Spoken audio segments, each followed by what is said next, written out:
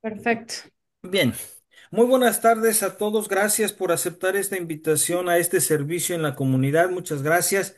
Eso es lo primero que hay que decir. Lo segundo, el nombre. El nombre, en general.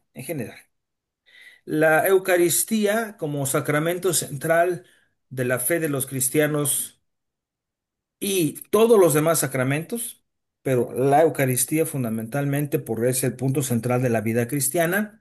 Todos los sacramentos tienen dos tipos de ministerios, todos. ¿Por qué? Porque desde la antigüedad, los cristianos organizaron sus primeros intentos de celebración, como decimos hoy, litúrgica.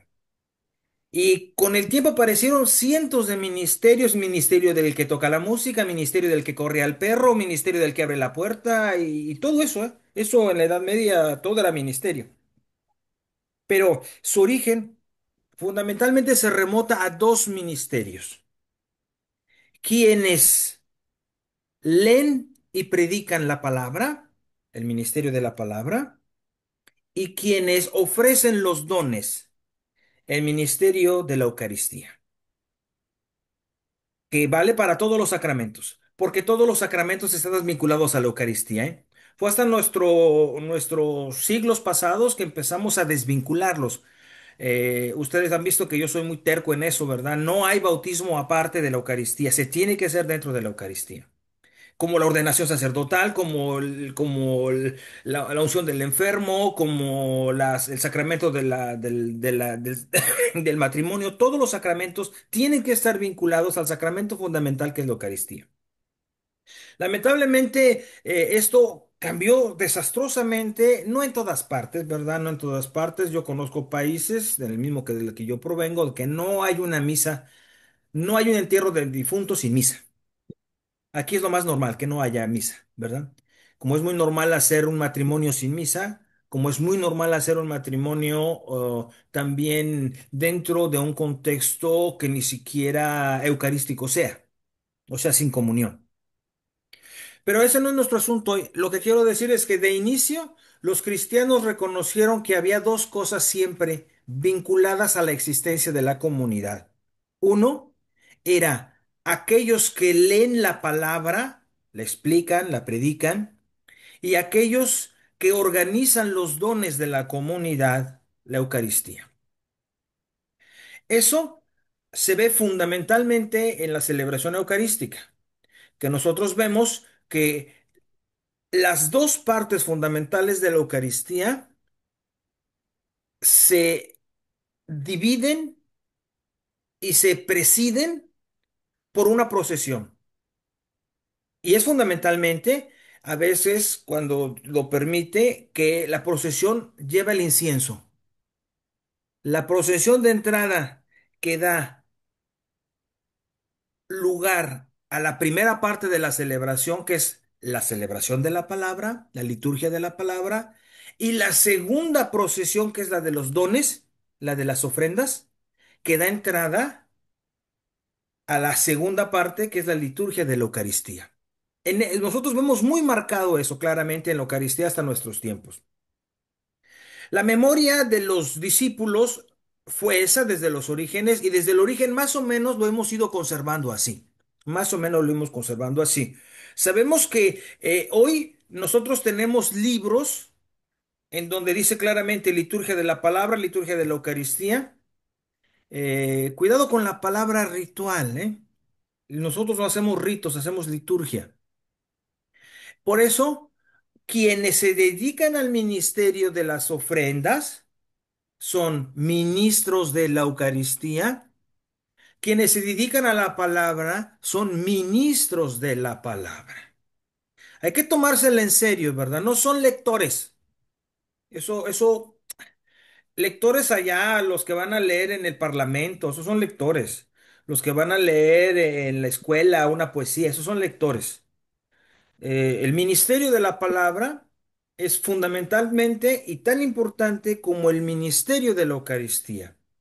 Es cierto que por razones históricas nosotros los católicos hemos insistido tanto en una parte de la Eucaristía que es el ministerio de la Eucaristía, en la presencia real de Jesús en la Eucaristía, en la hostia, y que dejamos un poco la presencia real de Jesucristo en la palabra, cosa que Martín Lutero y algunos otros protestantes vieron y criticaron fuertemente y con sobrada razón, con sobrada razón. Porque el mismo Cristo que está presente en el pan y en el vino en la Eucaristía es el mismo Cristo que se entrega a través de la palabra. Es el mismo, no hay dos Cristos, es el mismo. Ustedes ven que incluso a veces en las iglesias protestantes de la Reforma original tienen casi como un sagrario donde está la Biblia. No tienen a veces el sagrario nuestro, donde está la Eucaristía reservada, pero tienen una interesante Biblia abierta en el altar, casi como en exposición del Santísimo, ¿no? Eso nos deja ver claramente las diferencias. Nosotros los católicos decimos, aunque por nuestra historia no lo hemos practicado mucho, decimos que las dos partes, el ministerio de la palabra y el ministerio de la Eucaristía, son igual de importantes. Es por eso también que la presencia real de Jesucristo en la palabra y en la Eucaristía es sólo válida en la totalidad. Es por eso que el Concilio Vaticano II dijo que la participación en la Eucaristía debe de ser activa, plena, completa y consciente. No se vale decir, llegué antes del Evangelio, me vale la misa. Ya no es plena, ya no es plena. Ya no es plena. Aquí hay una cosa importante. Es cierto que el Evangelio tiene una parte neural en la Eucaristía, pero eso no quiere decir que las lecturas, la primera, la segunda lectura y el Salmo no importen, ¿eh? Al grado de volarse una, por gusto o por prisa. No, no, no. Es que la liturgia es la liturgia. La liturgia y desde antiguos tiempos siempre se leyeron algo que tenía que ver con el primer testamento, con la primera alianza y algo que tenía que ver con la segunda alianza. Tenemos datos, y eso es importante saberlo, datos muy claros, en donde muchos de los primeros Eucaristías que se celebraron en la casa de aquí o en la casa de allá, porque como ustedes saben no había templos, era la casa de Chloe, la casa de Lícidis, la casa de Pablo, incluso, y algunas otras casas en donde se reunían a celebrar la Eucaristía.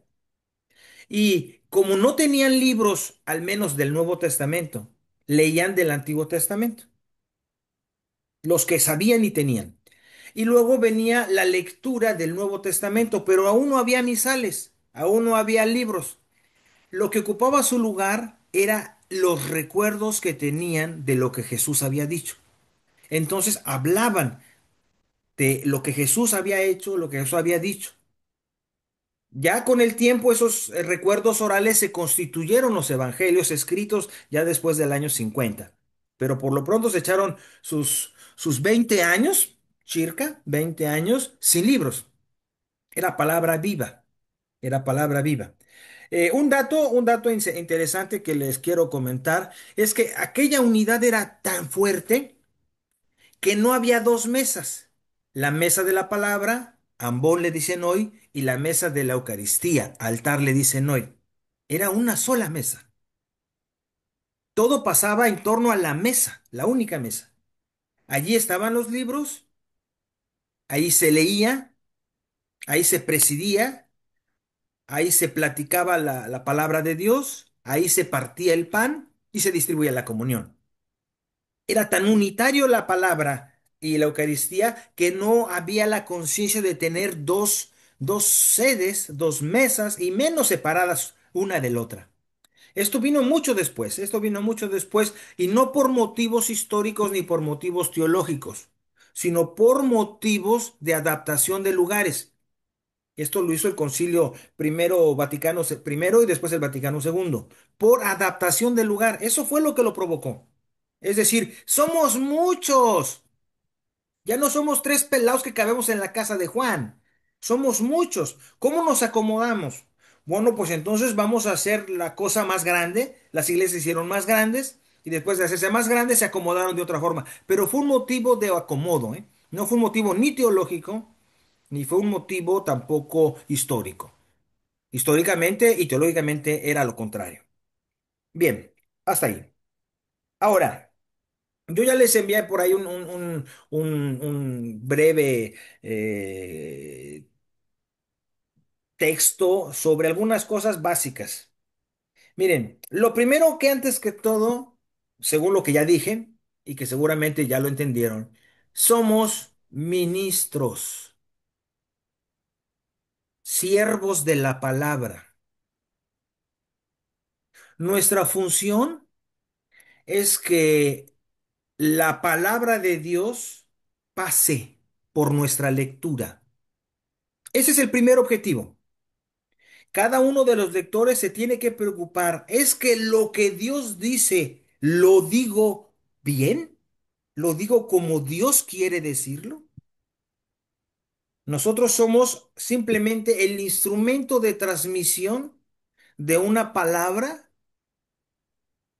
que es la de Dios condensada en unos libros. Y que entonces eso se hace con devoción. Eso se hace con devoción. No es ni para lucirse,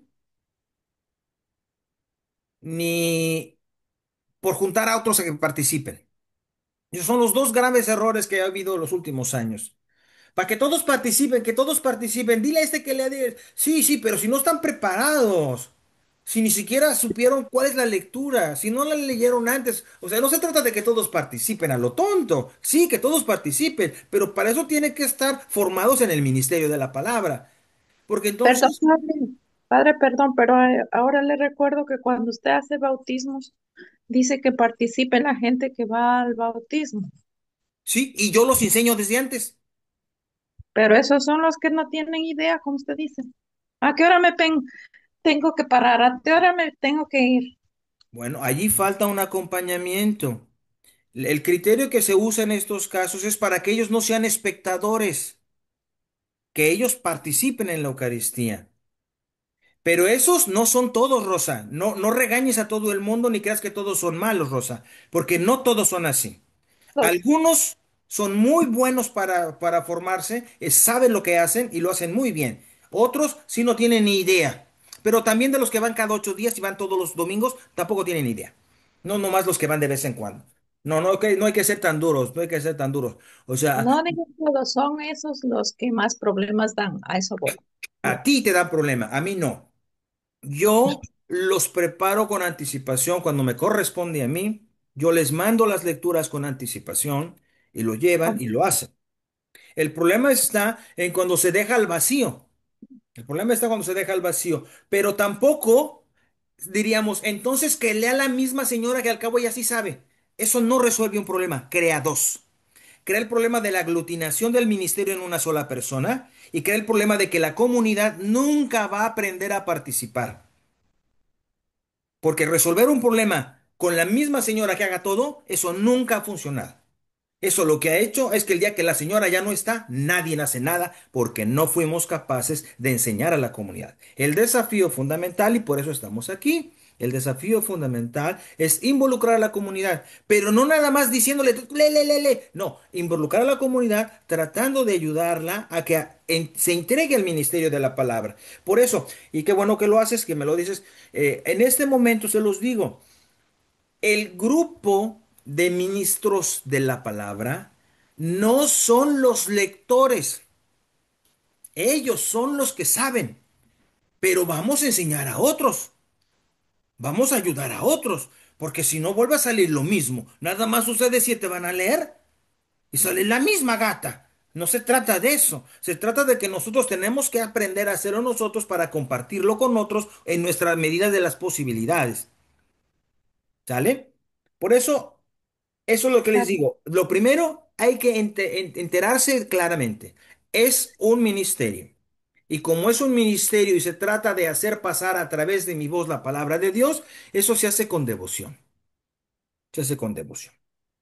Por eso, como de alguna forma ustedes ya lo vieron, una de las primeras cosas que nunca se deben de hacer, y por eso un ministro de la palabra no puede llegar corriendo a leer la primera lectura, ¿es cuál? Es que el micrófono esté prendido y sincronizado. Es una cosa que hay que hacer. Se supone que la sacristana lo hace y qué bueno porque casi siempre lo hace bien. Pero llegar y pegarle al micrófono, ta, ta, ta, ta, ta, ta, eso es un error gravísimo. Una, porque lastiman los oídos de los que estamos ahí. Dos, porque le rompe el diafragma al micrófono. Y más a esos micrófonos que son un poco o muy delicados. Por eso a la sacristana le molesta que hagan eso y por un lado tiene razón porque no se tiene que estar agarrando. Se supone que los micrófonos ya están ambientalizados, ya están para eso y son multifuncionales y están bien por lo general. Lo que puede pasar es que no lo hayan prendido. Eso es lo que sí ha pasado. A mí me ha pasado que no lo han prendido. Entonces, allí sí fue un fallo de la sacristana, pero lo mejor es que el ministro de la palabra, como va a llegar antes de la misa, cheque ese pequeño detalle, como checará el pequeño detalle de que el libro esté puesto en el día adecuado. Por eso, un ministro debe saber que pasado mañana es domingo de Cristo Rey y que el lugar donde se va a leer, que en este caso es el Lambón, está un leccionario que dice en el lugar separado Domingo de Cristo Rey. Ah, va a ser aquí. De otra forma, lo que pasa es eso, que está el libro allí y cerrado además. Entonces, ahora a buscarle dónde está, dónde está, dónde está, dónde está. Entonces, si no está separado previamente y ya abierto, entonces uno retrasa lo que está pasando en la Eucaristía por andarlo buscando al mismo tiempo. Por eso, una de las cosas fundamentales es estar seguros de que el micrófono ya funciona, para no pegarle al micrófono ni andarle haciendo cosas. Segundo, que esté el texto puesto en su lugar. En este caso, y es una pena que yo lo tenga que decir, nos tendríamos que involucrar nosotros también, yo lo hago, porque pues la sacristana no está obligada a hablar español. ¿Verdad? Y entonces esa es una desventaja grande, que como ella no habla español, a ella no le importa mucho ponerlo. A veces hace el esfuerzo, a veces no. Entonces lo mejor es que uno cheque que esté puesto. Lo va a poner allí, no lo va a poner en su lugar. A veces eso sí es cierto. Más cuando cambia de época, de libro, porque hay veces que es un libro, por ejemplo, el día del San Martín de Tours, ¿no? Que se lee en otro leccionario, donde vienen los santos. No es el leccionario que estaba la semana pasada. Todo eso hay que saberlo. Por eso, como ustedes lo saben, los leccionarios se dividen por el año litúrgico. Ahorita estamos cerrando el C, Lucas. Vamos a abrir el A, Mateo. Entonces ahora tiene que ver, venir al Lambón, el leccionario que dice A. Y así, A, B y C. Son los tres. Y los días fuertes casi siempre es Juan. Ok, hasta ahí vamos bien. Eh, Segunda cosa, además de que hay que cuidar los micrófonos y que el texto esté preparado, es de fundamental importancia lo que se llama el ritmo litúrgico. La lectura bíblica, más para una asamblea, no es una lectura monoliteral, es una lectura que tiene un ritmo. ¿De qué depende el ritmo? Del género literario del texto. Porque gracias a Dios, como la Biblia es un libro de libros, para nosotros 73 libros están allá adentro de la Biblia. Entonces, son muchos libros. Y no todos los libros son de este siglo, ni uno. No todos los libros son del siglo primero, algunos. No todos los libros son del siglo quinto antes de Cristo, algunos. Otros son de 1800 años antes de Cristo. ¿No? Entonces, sabiendo ese detalle, sabemos que la gente no escribía igual hace 2000 años como hace 3000 años, y que no escribían igual si escribieron en griego o en hebreo, Que no es que ese factor hay que conocerlo siempre, hay que conocerlo siempre. Por eso, lo primero que se pregunta a un lector es ¿qué clase de texto tengo enfrente que voy a leer? Entonces, según el texto, yo le doy el ritmo. Mire, por ejemplo, voy a acercarme a mi Biblia para hacer algún ejemplo. Eh, unos libros son de género histórico, cuentan historias. Eh, desde luego, el Génesis, los Reyes, Samuel y muchos más. Un poco los evangelios se pueden considerar históricos también. Los hechos de los apóstoles, sobre todo los hechos de los apóstoles. Entonces, cuando una cosa es un libro de historia, pues se lee con el ritmo histórico. Se lee con el ritmo histórico. Aquí a la primera me sale la inundación, el diluvio, capítulo 7, sí. El diluvio duró 40 días sobre la tierra. Crecieron las aguas, levantaron el arca que se alzó de encima de la tierra. Subió el nivel de las aguas y crecieron mucho sobre la tierra, mientras el arca flotaba sobre la superficie de las aguas. ¿Qué es un texto histórico? Es un texto informativo. Está hablando de historia. Entonces no hay que echarle tanta emoción. Eso es una historia. Es una historia. No hay que echarle emoción a eso. Eso es una historia. Tal cual es una historia. Entonces, esa es una de las grandes cantidades de los textos del Antiguo Testamento son de orden histórico. Pero hay otros. Hay unos libros que son de género profético, se dice. Evidentemente, los escritos por los profetas. Son libros que están escritos con el carácter de la profecía. Si usted no lo sabe, apréndalo. La profecía no es ninguna adivinación. La profecía es el hombre que habla en lugar de Dios. Profero, profeta, que habla en lugar de Dios. Que Dios le dice, ve y dile esto a mi pueblo. Entonces, más que un libro histórico, es un libro en donde uno, el profeta, adquiere una palabra que Dios le pide que dé a otros. Entonces, por ejemplo, cuando en el libro, vamos a pensar, uno de los profetas más conocidos por todos ustedes, desde luego, es el profeta Jeremías.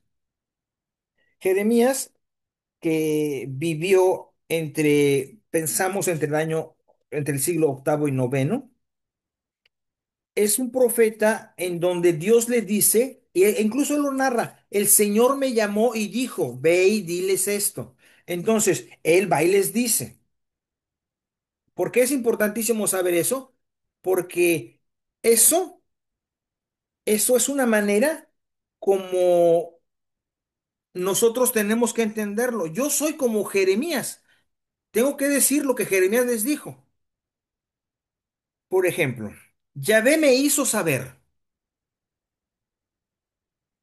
y me dijo, toma a esta mujer por concubina y preséntate al pueblo y diles, así se porta Israel conmigo.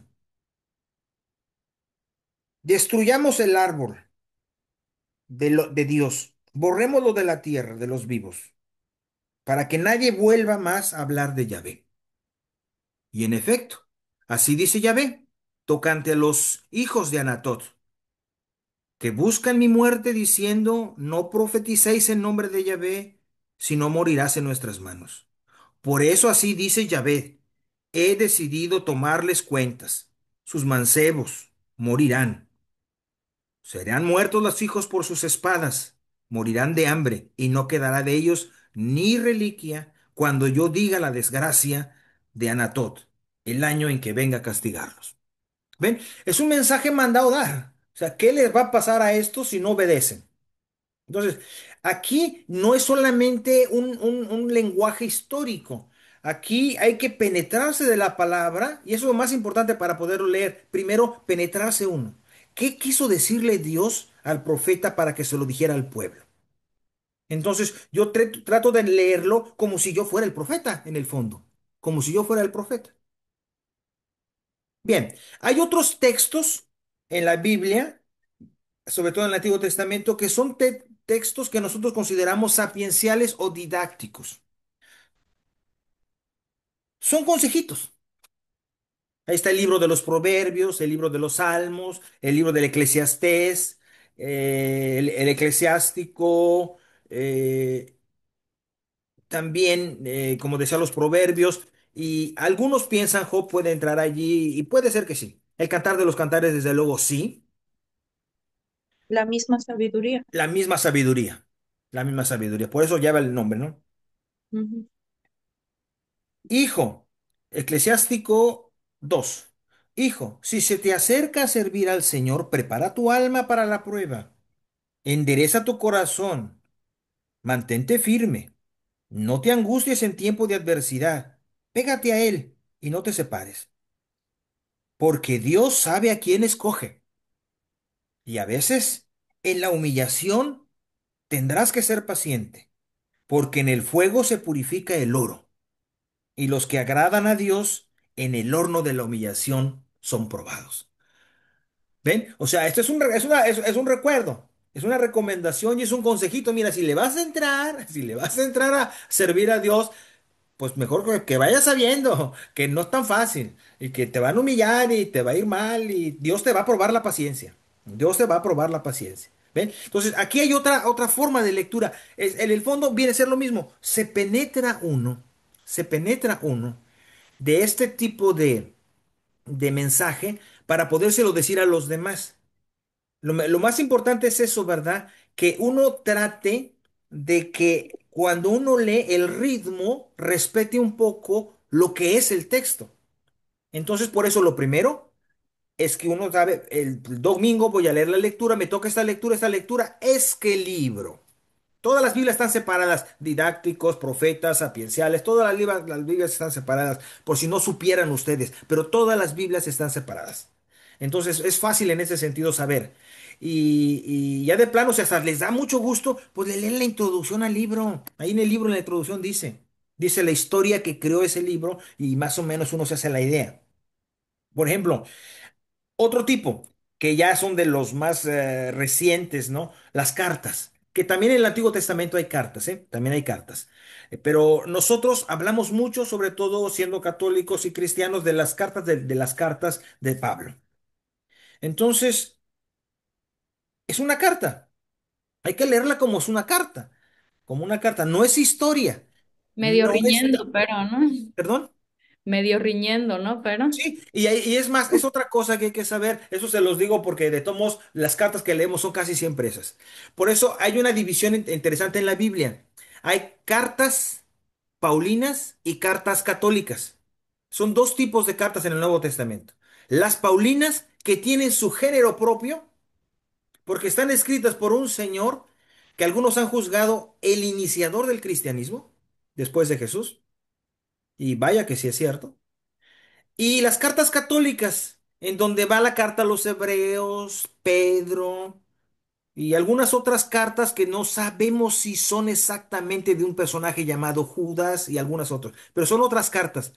Pero cuando ustedes ven unas y otras, se dan cuenta de la gran diferencia. ¿Por qué? Porque Pablo es un convertido. Pablo era un judío y él dice que lo tumbó del caballo una luz, se convirtió y desde entonces se hizo no perseguidor de cristianos, sino defendedor de la fe de Cristo. Entonces sus cartas son pasionales. Hay que ver que su carácter debió haber sido así. Entonces ustedes pueden ver cómo el tipo eh, tiene un destinatario en concreto. Los romanos, los gálatas, los efesios, los corintios, los colosenses, Filemón, Tito. O sea, tiene un destinatario. Entonces, hay que ponerse en el papel del que está leyendo una carta.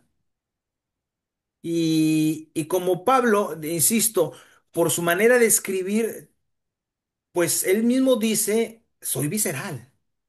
Entonces, sus cartas tienen ese tono. No hay que decir que no. Sus cartas, no hay forma de decir lo que no. El capítulo 10 de Romanos, por ejemplo. Hermanos. El anhelo de mi corazón y de mi oración a Dios en favor de ustedes es para que se salven. Testifico en su favor que tienen celo de Dios, pero no conforme a un pleno conocimiento. O sea, les dice sí, pero no. Pues, desconociendo la justicia de Dios y empeñándose en establecer la suya propia, no se sometieron a la justicia de Dios, porque el fin de la ley es Cristo, para la justificación de todo creyente y no es la ley por la ley. ¿Ven?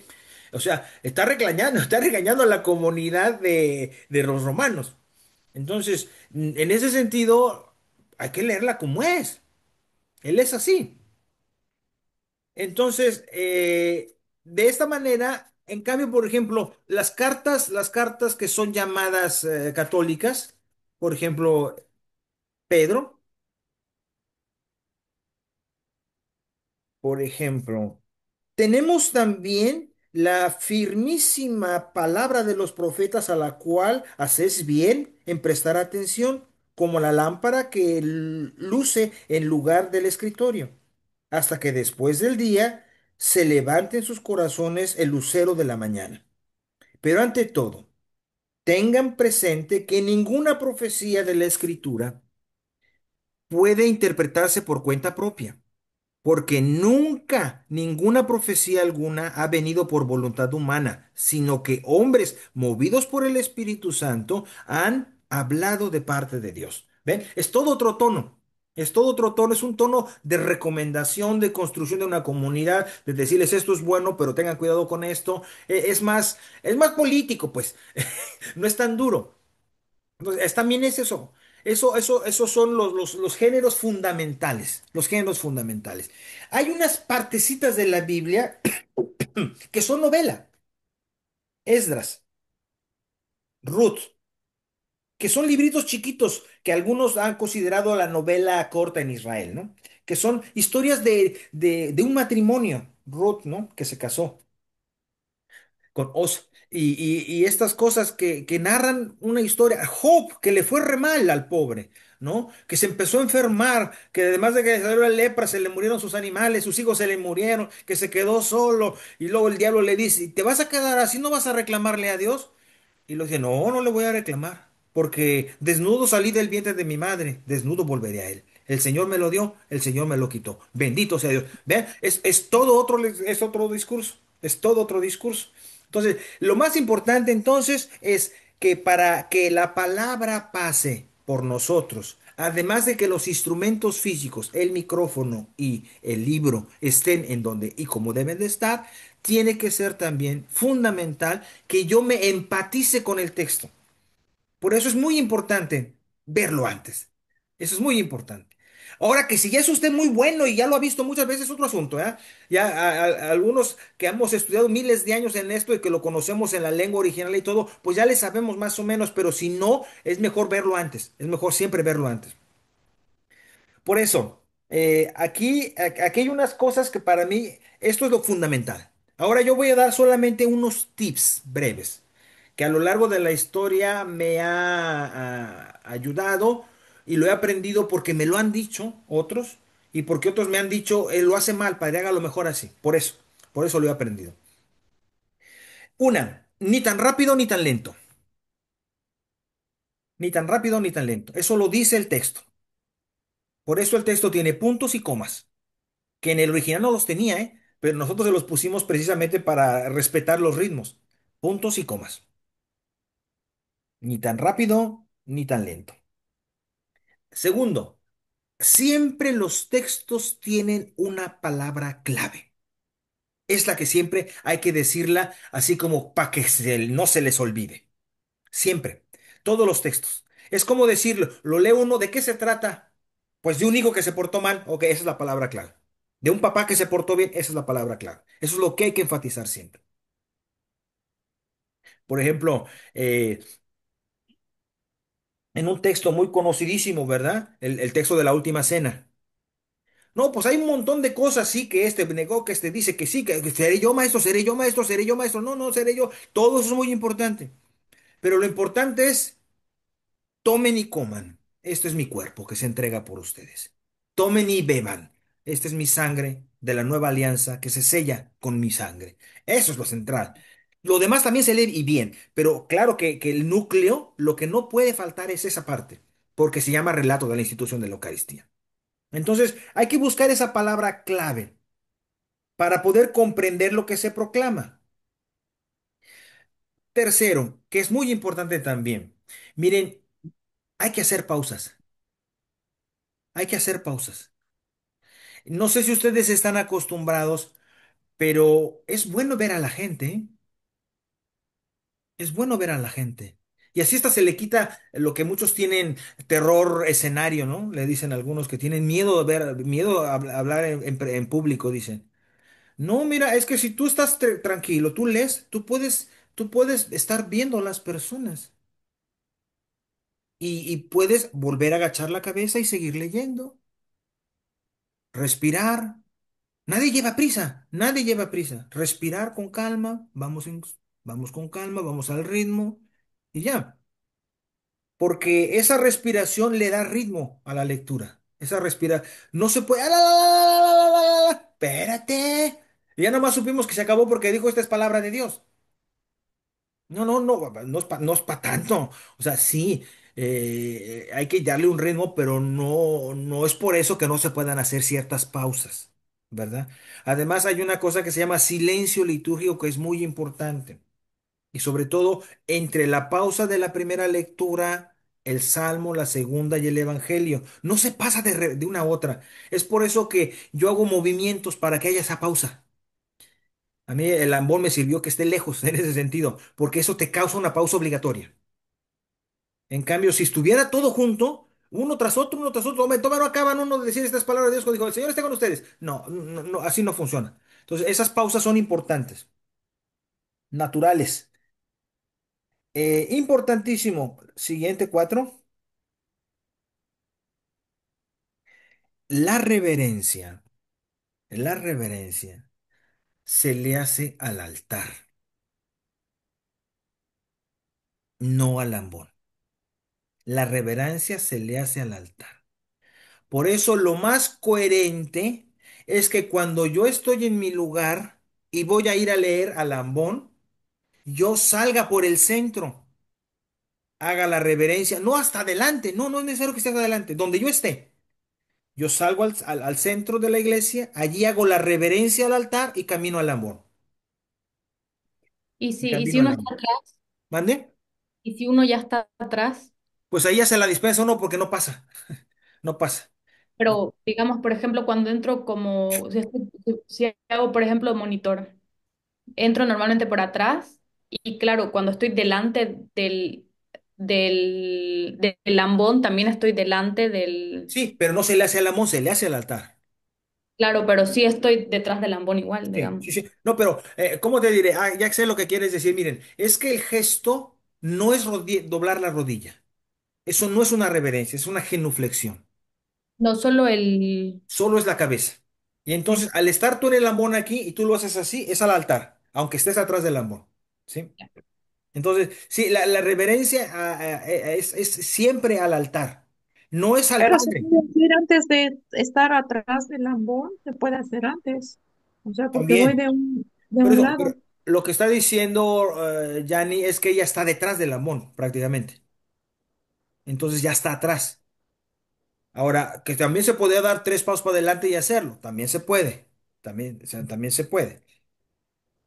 Pero el asunto es esto, ¿verdad? Que si se trata de reverencias, son al altar, no al Padre.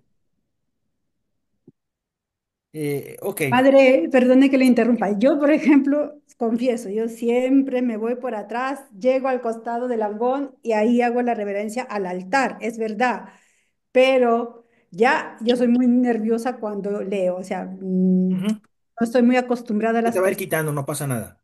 Entonces yo por eso casi siempre me siento en la segunda fila cerca al altar. Entonces yo voy por atrás también para no distraer a la gente y después me pongo al costado del ambón y hago la reverencia, pero ahí, o sea, al frente, ¿no?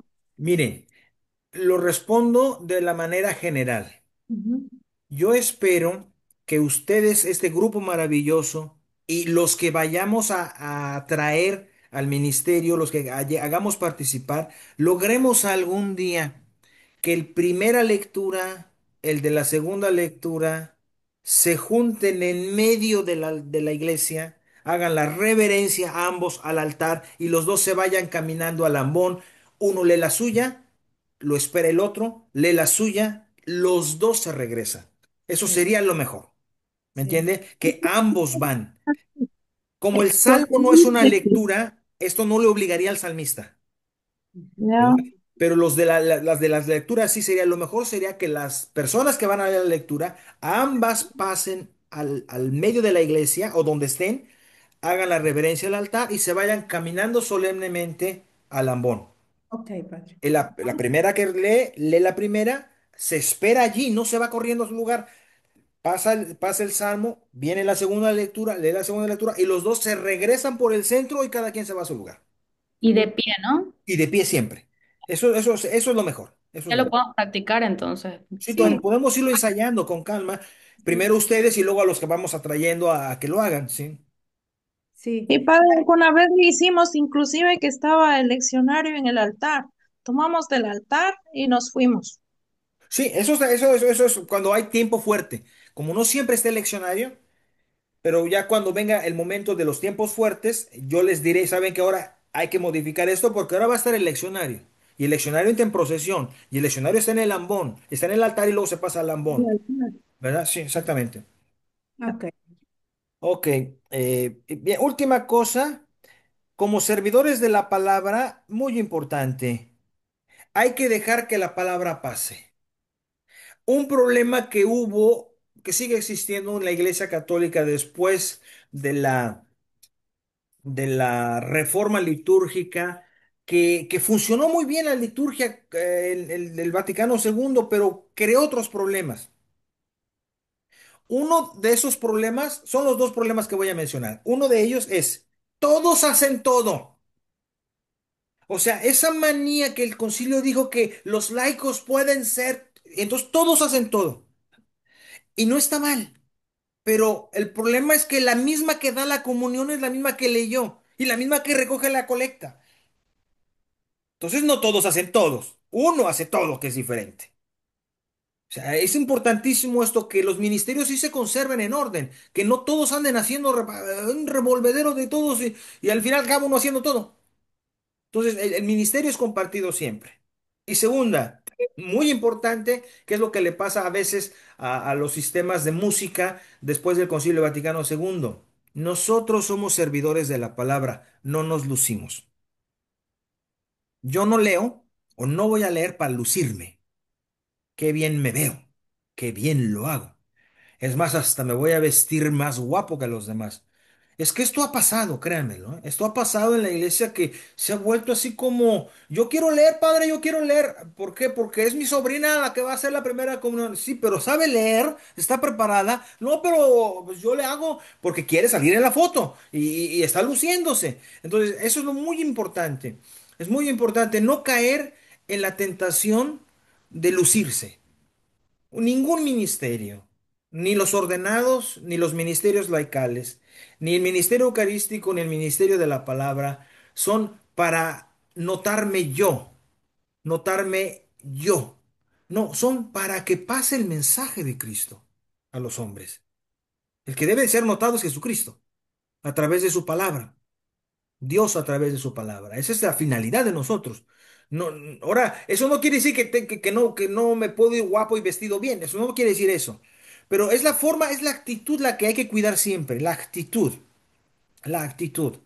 No se trata de quedar bien yo. Tampoco es un teatro donde vamos a lucirnos haciendo la mejor predicación del mundo, el mejor lectura del mundo. No, tampoco es un teatro. No nos vamos a lucir. Somos servidores de la palabra y el único que tiene que quedar bien allí, lucirse y pasar el mensaje es Dios a través de Jesucristo. Eso es lo que hacemos. Yo diría con sobriedad, ¿no? O sea, no sé si es la palabra, yo creo que sería una palabra que puede describir Sí, yo siempre en estos casos digo lo negativo, no lucirse, pero del otro lado sería sí, con modestia, eso, con modesto. humildad, con modestia. No es mi palabra. Bien, eso es lo que yo quería decirles hoy y después ya podremos tener otros encuentros y decir otras cosas y hacer ejercicios. ¿Alguna cosa que tengan ustedes? Padre, la introducción del misal romano la mandó al grupo de liturgia, entonces yo la voy a mandar aquí de nuevo. También para que la tengan, para que lean su parte correspondiente. Muy bien. Y en algún momento usted me dio este librito, que creo Sí. que está muy resumido, entonces voy a hacerle fotos a lo que sea más de lectores y Por también favor. Sí, sí, eso es una cosa desde Álvaro Ginel. Ese es un genio, ese tipo. Ese sabe lo que hace. Ese sabe de estas cosas. Y creo yo que es una de las cosas que hace más breve. Él lo hace muy bien, lo hace muy breve. Y lo sabe decir bien. Entonces, si tú ves que hay una cosa así como un consejo rápido, eso es bueno. Eso es muy bueno, pues se los pasas. lo voy a mandar. Y Ujú. después también quería hacer una cosita que ya es más a ir a lo, ¿cómo se dice? A lo práctico, quizás. Pero quiero ver si puedo compartir. Quiero ver si puedo compartir o no. Mm, creo, sí, aquí ya lo encontré, perdón, es que no estoy le envío una solicitud para, Ah, sí. creo que ahora puedo. Y sería, ¿dónde lo tengo? Aquí, compartir. Quizás esto que, o sea, primero saberlo nosotros y después también cuando digamos a una persona de leer, aparte de lo que ya dijo el padre, lo de las posturas, lo de el inclinarnos, por ejemplo, también hacer lo de, saber lo de, por ejemplo, lo de que lo que está en rojo no se lee.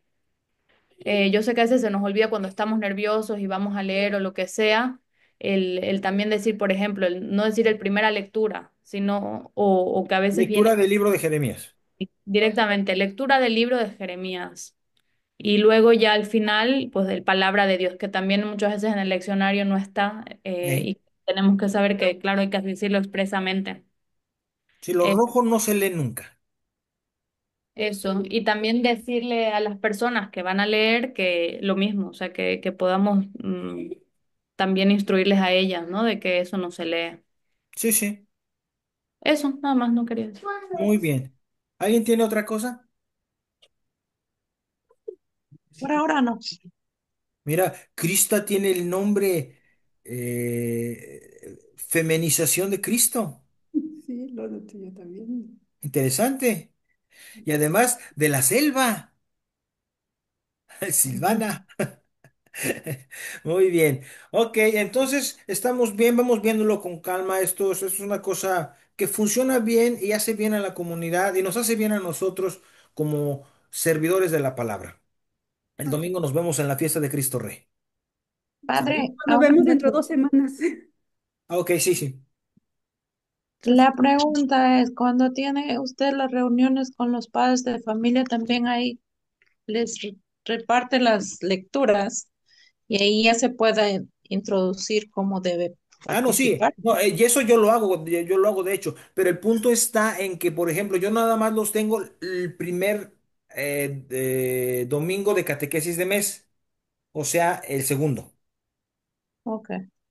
Este no lo tengo yo. No, no, Cuando le cuando toque les a mí, sí. Sí, y a ellos a catequizarlos ya en ese campo también. Sí, hay que empezarlos ya en ese campo. Hay que aprovechar a todo.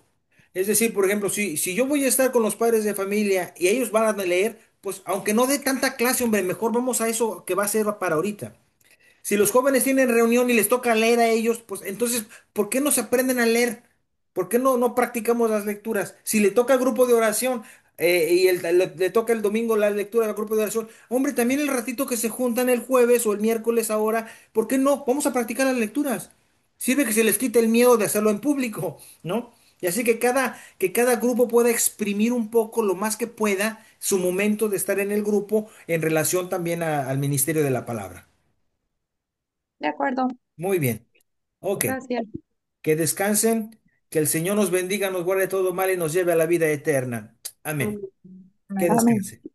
Gracias. Muchas gracias, padre. Les dices, perdón, Yanni, le dices entonces a quien le vayas a decir que estará en el YouTube de la comunidad. En el YouTube. Sí, Ah, ya, está bien. Pero se puede decir a otros interesados también, sí, creo a yo, todos, ¿no? a todos. El Claro. YouTube está abierto. Ya, ¿lo sube usted entonces o...? Sí, sí, entiendo.